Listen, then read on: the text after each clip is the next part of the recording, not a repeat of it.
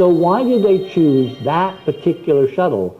Oh yeah, that's right, it's supposed to be the 30th anniversary of Star Wars, right? Marketing, right? Except the real anniversary was in May. It was May 25th, 1977, when Star Wars came out. So why not a shuttle mission in May? Oh, that's because it was the wrong number. All right. Now, let's go to the lightsaber. Let's back up here. Okay. This, of course, if we're following the marketing thing, it's the 30th anniversary of Star Wars. This is the lightsaber that Luke used in Star Wars, right? Wrong. This is the lightsaber that was used in the 1983 film Return of the Jedi. So we're celebrating, let me get this straight now, we're celebrating NASA, the 30th anniversary of Star Wars, but we're not using the 1977 lightsaber, which of course is an unworking lightsaber because it's a piece of plastic, right? We're flying on this mission, X number of pounds. Remember, every pound costs $10,000 or something to take into orbit, so this little junket is costing the taxpayer, if you want to be really, really, really persnickety, which I don't, that to me is irrelevant. We're flying the 1983 lightsaber, again, non-working, right? Batteries not included, on this mission. So why would we be flying a lightsaber from a movie that ostensibly is not being memorialized? Is it possible it has something to do with the title, Return of the Jedi? Is it possible that George Lucas didn't make up the Jedi? That the Jedi, in fact, is a code name for an entire cult of sacred, secret, mystery school folks, a lot of whom are currently in NASA and also in the U.S. military, and this is all part of a much larger and elaborate metaphor, conspiracy, secret agenda, and it's all being done to somehow call attention to, for those inside, those in the know, what's really going on around NASA, this mission kind of notwithstanding. Okay, so you look at this manifest, and it lists, 39A, by the way, and B, the two launch pads. 39 is twice 19.5, tetrahedral. Okay. Then you look down, and it says launched at 15:38:20 UTC. That's Universal Time. That's Greenwich Time. Okay, we'll convert that to Eastern, daylight, because we're now in standard, but we were in daylight, 2 weeks ago.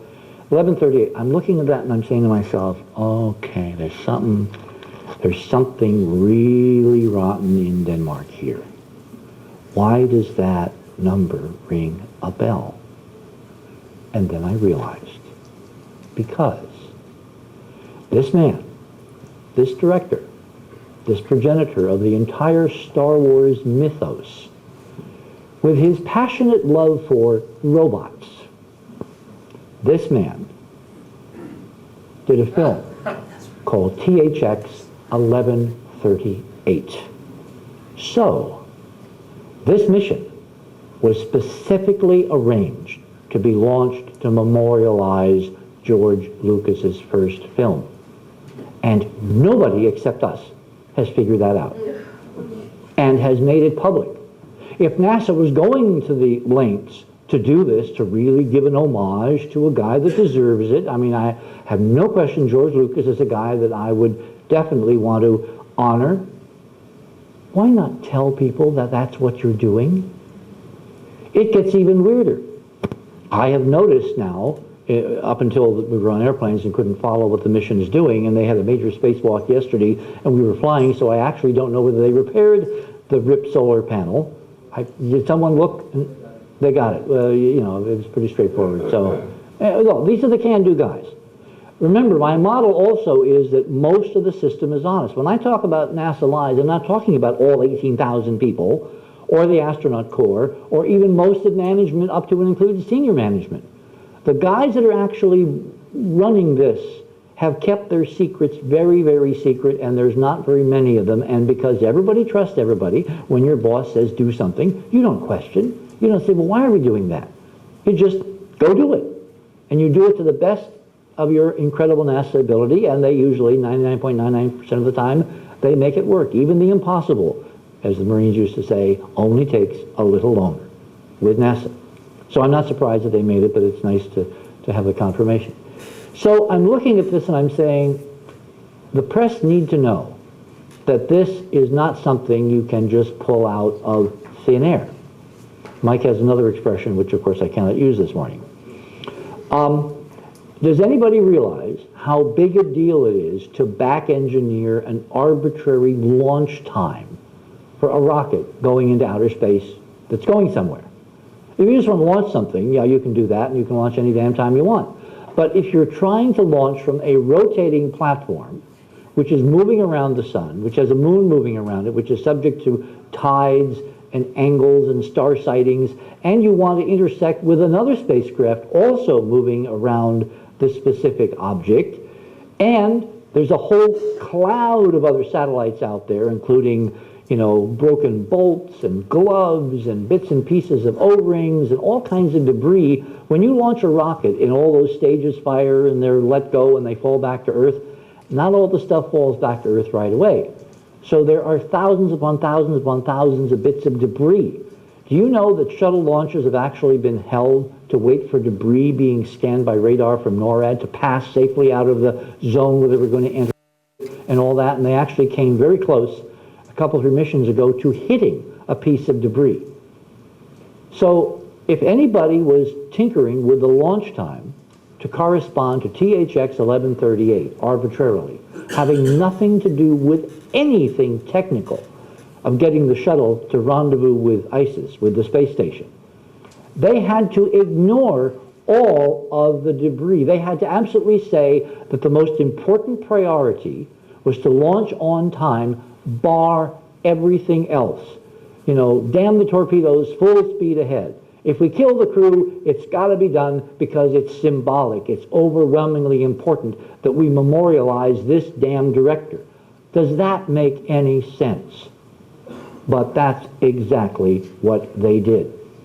And so at 11:38, they launched Discovery 120 on a rendezvous orbit 2 days later with the ISIS, and they're carrying this fake lightsaber, not from the original movie, but from 1983 Return of the Jedi, all of which has got to have some amazingly deep religious significance to these wackos who are running this program and lying to all the rest of us and all the rest of NASA about what they're really doing and what's really going on. And that is why Mike and I wrote the book, and why we're filming this documentary, and why we are determined to take this agency back and make everything that's secret public, so people, the American people, can get a feel for how much they have been lied to about what is going on.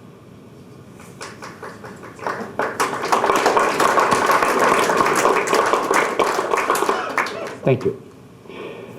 Anyway, with that as prologue, if we were being really conscientious, we would go all the way back to 50 years ago, to the beginnings of the space age, the space race, which turns out not to exactly be as advertised. And we would talk about this 22.5-pound bauble, which was Russian, which is why 50 years later, when we hold a press conference in Washington, I'm absolutely fascinated that all those people showed up, that all those people, basically from Russia, were told this is important and are making a big deal. Now, for those that want a more detailed recounting of what happened in Washington, you can go to enterprisemission.com. There's a piece there that David and I wrote. I mean, David is really an amazing guy. He took the initiative